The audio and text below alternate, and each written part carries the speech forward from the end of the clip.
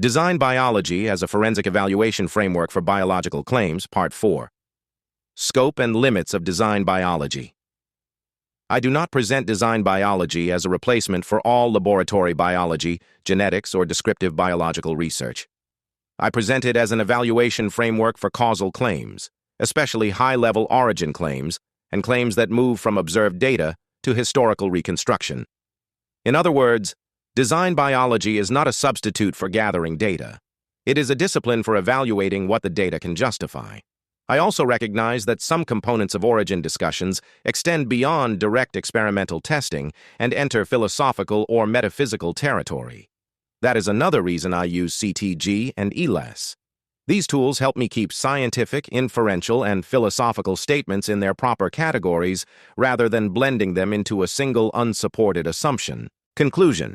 Design biology is the framework I use to evaluate biological claims with forensic discipline. I use it because it allows me to separate observation from inference, inference from narrative, mechanism from agency, and possibility from demonstration.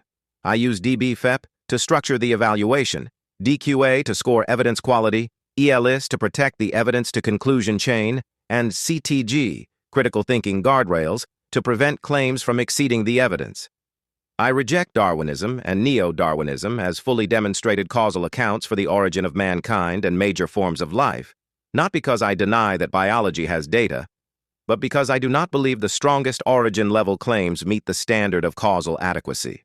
I regard design biology as a more viable, evidence-first framework because it imposes claim discipline, documents uncertainty, and tests whether biological complexity is better explained by intelligent cause than by unguided processes. That is the central subject of this paper.